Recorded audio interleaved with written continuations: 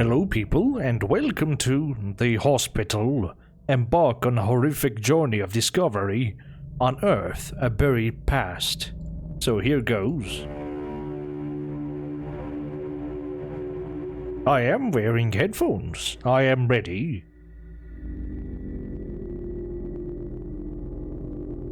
I can barely see it.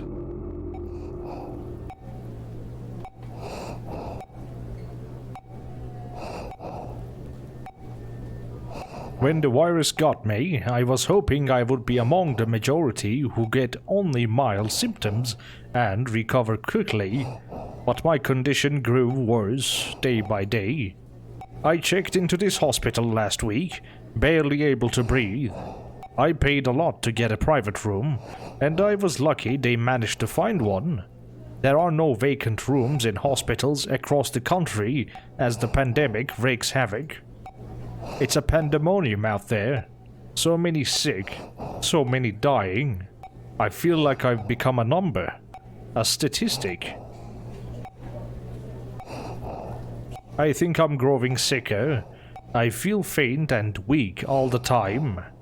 Yesterday, at night, they had to increase my oxygen intake. I heard them talking about having to put me under to intubate me if my condition got worse. What if I don't make it? It would be a horrible way to die, alone in this room. I was never a believer in God, or in heaven, or in hell. I wonder what happens to a person after they die. I've never really stopped to think about it until now. I guess I was too busy living life and chasing shadows to think about death. I'm feeling weak. So weak. I think I'll sleep now. Can barely breathe.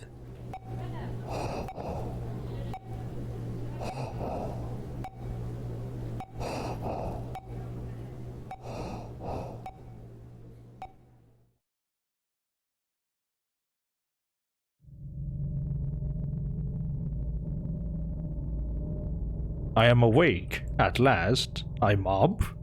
How am I up on my feet? I can't remember getting out of bed. Walk around. Observe your surroundings. The game saves automatically. The bathroom door appears to be locked. It's silent. I remember the doctor and nurses hooking me up to this thing. Its infernal beeping. The hiss of pumping oxygen. It's one of those terrifying things in a hospital. All the machines whose purpose you don't know. My bed. It looks as if it was recently made. When did I get off it? Who came in and made it? I don't remember any of it. The rest of the room looks neat too, as if this room was recently vacated. I spent days on this bed, struggling to breathe. It feels weird to be up and about. All the TV ever played was news about the pandemic, about the daily death toll and the crashing economy.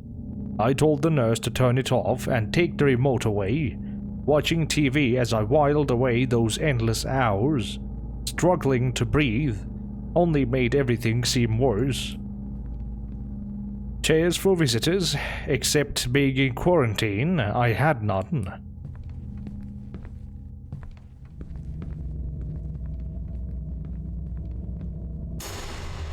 Whoa. That person out there, maybe a doctor. I need to find out what's going on.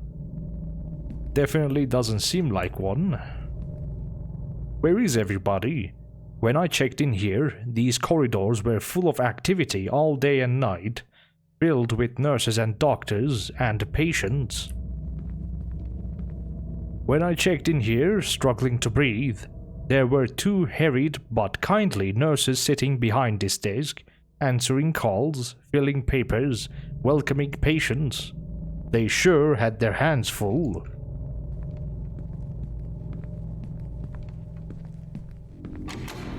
No luck. Didn't these doors open out to a lobby with elevators? That would have been my way out. Except it looks like I can't leave this way. I should probably find another way out. She moves to the way we need to go.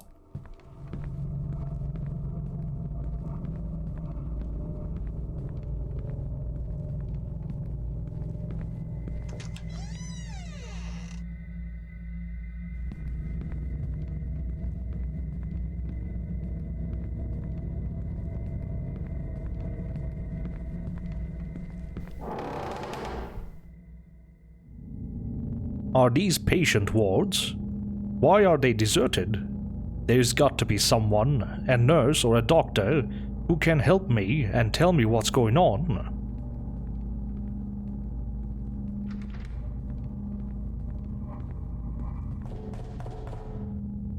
What?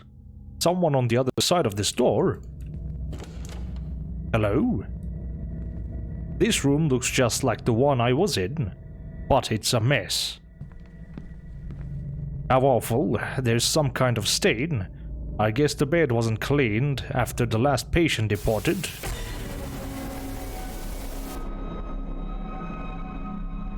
That figure. The sound came from out there. That figure I saw on the TV, it reminded me of... No, it can't be. I must be imagining things. Maybe that's what this whole thing is. Some lucid dream I'm having while my body lies in some kind of coma. That would make sense, actually.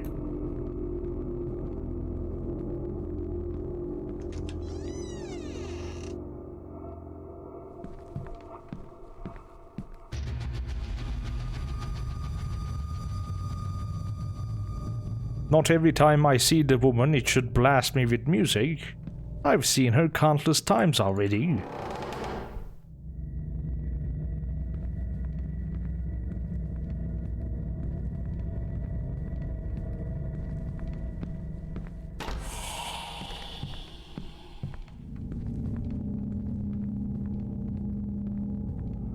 Is someone toying with me?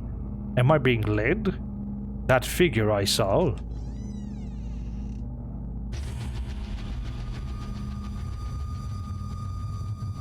It can't be her. This is a dream, a nightmare, rather, in which I'm trapped. How can it be her?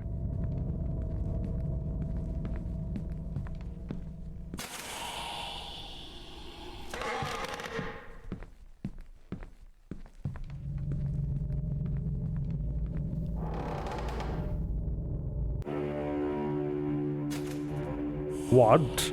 How? How did I get here? I recognize this place. It can't be her. I can't see her face, but I'd know her anywhere. How is this possible? She's been dead for 4 years. Is that you? That familiar silence. This is some monstrous dream. Memories of those horrific events of 4 years ago are coming back to me. The doubt and the guilt that have haunted me since. Could I have saved her life had I done things differently? And at what cost?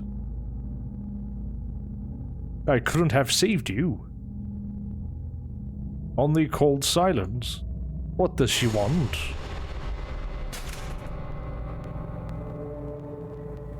Nia? Am I going crazy? Or is this some fever dream seeded by my past while my body lies wasting away on a hospital bed? Nia, I remember this picture. We had taken it out by the beach, just after yet another bitter fight. She was just 24, but by then she had already begun to show her increasingly frightening signs of the mental illness that would later consume her. Erratic, violent shifts in temperament, brooding silences, fixed stares, an obsession with my whereabouts, self-harm. I tried to get her to help. She refused. When it was clear she was becoming a danger to both of us, I ended our relationship. And then it got worse, a lot worse. The phone calls, the stalking, the threats. And finally, I woke up one night to find her standing over my bed, staring at me, her dark eyes empty and unreadable, her mouth stretched in a chilling grin, and when I saw what she was holding in her hand, a knife. Most likely. What is this place?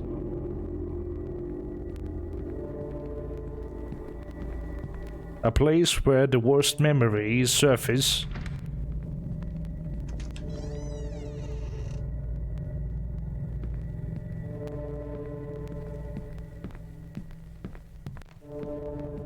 Who would abandon a dead body here?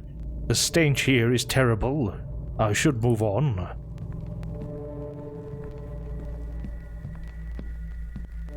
This one is not unlocked. Doesn't budge.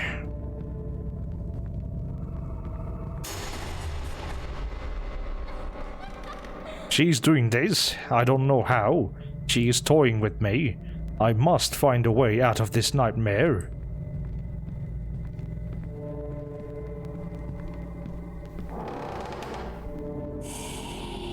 What the hell?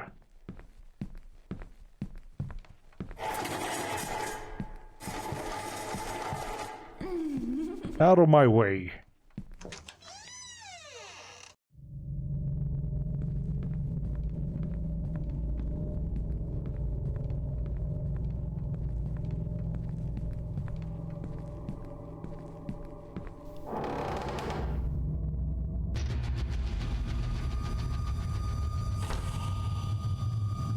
On that night, 4 years ago, when I woke up to find her standing over me, she was holding a knife.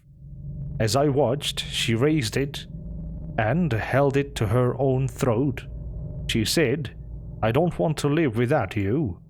Before she could hurt herself, I leaped at her, grappled the blade away, and subdued her till the authorities arrived. They put her away in an institute, a mental hospital. And a week later, I got that terrible call. Hanged.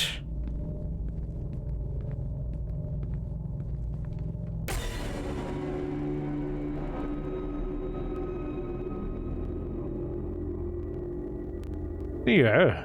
Oh God. Why did you do it? Why did you have to go like this? They told me what you wrote on the note. Your last words. What do you want from me? I did what I could. Why are you tormenting me?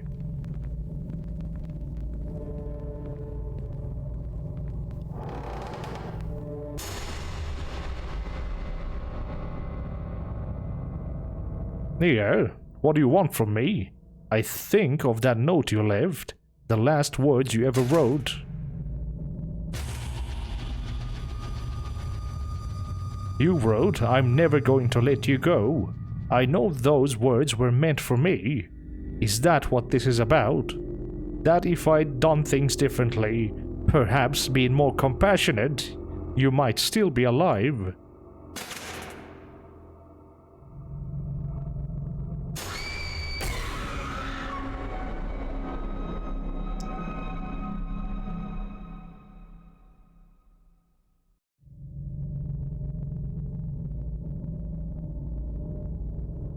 I'm back. I'm back in my room. How did I get here? Nia. Do I dare go out there? What will I find? A bustling hospital? Smiling faces telling me I'm better and I can go home? Or shadowy halls haunted by my past? Am I in a coma, trapped in a body that is wasting away, while I suffer a fever dream born of guilt? Or am I dead, and is this my afterlife? These dread halls and a tormented soul stalking me for all eternity?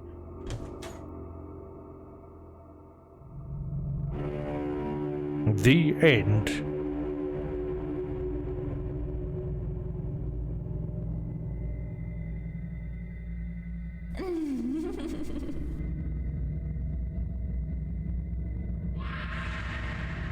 Alright, very narrative driven.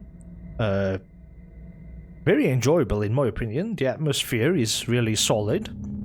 I just think that every time we see her walking, it shouldn't play a jump scare sound. Silence is sometimes stronger than a sound. In terms of instilling fear, it would be great if the sound effects were saved for actual jump scare moments. That would have been better. But the experience was really solid.